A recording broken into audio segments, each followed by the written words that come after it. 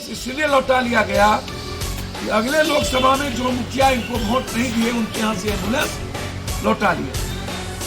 चुनाव के ठीक 1.5 से 2 महीना के बाद अगले कोरोना वायरस में भी 13 महीना पहले ये एम्बुलेंस वहीं लगी। मैं इन्हें चुनौती देता हूं कि यदि सच में वो बता दे, भाई आपको तो कोई इलाज होगा नहीं, मंत्रिमंडल से आपको हटा दिया भ्रष्टाचार के आरोप में, तब भी आप छतराई करते हैं। आप जहां के चेयरमैन एमपी लोग के क्लब के बने हैं वहां भी घोटाला, तब भी आप छतराई करते हैं। पर्यावरण में एनजीओ आपका जांच होना चाहिए, तब भी आप छतराई करते हैं। आप के बारे में आप किस किस को क्या किए हैं मैं उस पर नहीं जाऊं, आपकी तरह मैं ओछा नहीं हूं।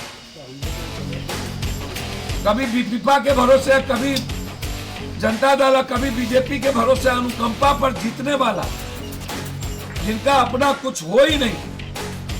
अब वो हमें राजनीति तो मोदी जी भी करते हैं बनारस में आके, राजनीति तो गुजरात जी भी आके चुनाव लड़े।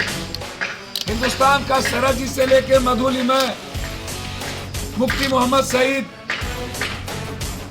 एमजे अकबर, चंद्रशेखर जी, अटल जी, जौहर साहब,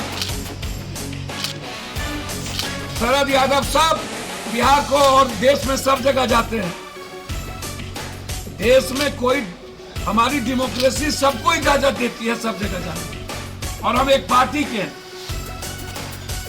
मधेपुरा घर नहीं है, बिहार घर है मेरा, और हम बिहारी हैं।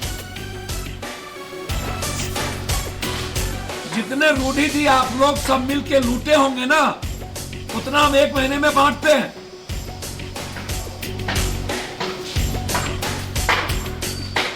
एम्बुलेंस की बात करते हैं, छपरा में जितनी घटना घटी, पप्पू यादव ने 50,000 से लाख रुपया पहुंचाए, और वो सारे प्रूफ के साथ।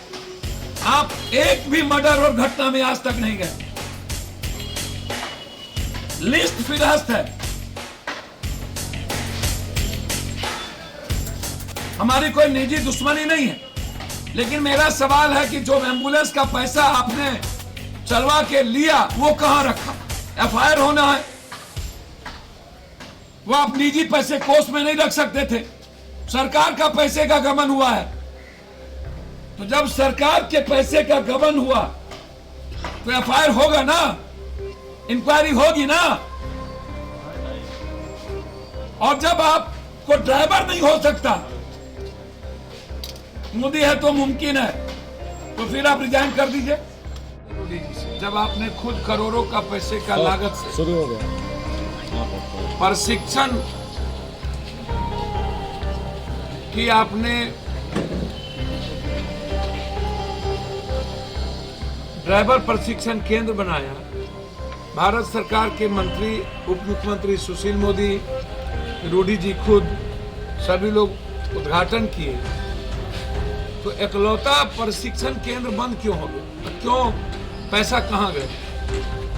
एक दूसरी चीज, रूडी जी से मेरा आग्रह है कि आप गाली दें हमको, राजनीति के हैं।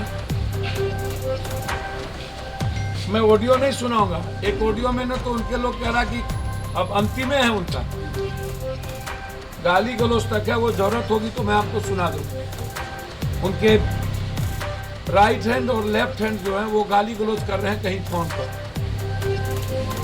जितने अभ्रम शब्दों का यदि मुझे गाली देने से और पप्पू यादव को मरवा देने से, यदि एम्बुलेंस फ्री हो जाए बिहार में और दवाई और नर्सिंग होम, तो मरवाने की जरूरत नहीं पड़ेगी, हम खुद ही आत्महत्या कर लेंगे। आप चिंता न करें, या हम ही संन्यास ले लेंगे, बिहार छोड़ देंगे, कसम खा लेंगे कि कभी हम आएंगे। तीसरी चीज उन्होंने पत्र में लिखा कि हमारे और एम्बुलेंस चल रहे हैं, ये एम्बुलेंस ड्राइवर का नहीं।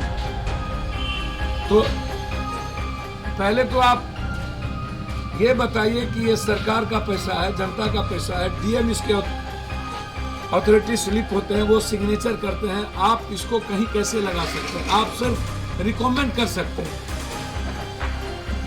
आप इसको किसी पंचायत में निजी लोगों के घर पे नहीं दे सकते, किसी मुखिया के हाथ में नहीं दे सकते। आप या तो सदर अस्पताल में होगा, या तो ब्लॉक के अस्पताल में, या तो पंचायत में कोई सरकारी अस्पताल है तो वहां के द्वारा यह संचालित होगा। ये जिम्मेदारी ड्राइवर रखनी और ड्राइवर नहीं रखने की जिम्मेदारी सरकार की है। मैं बार बार कहता हूं कि इच्छा शक्ति की कमी है नेताओं के भीतर, नियत सही नहीं है, कोई प्रिंसिपल नहीं है इन नेताओं के भीतर की कब हमको क्या करना चाहिए। जब मरने लगेंगे तो डॉक्टर की बहाली है, साल 18 के बाद आज तक बहाली नहीं हुई।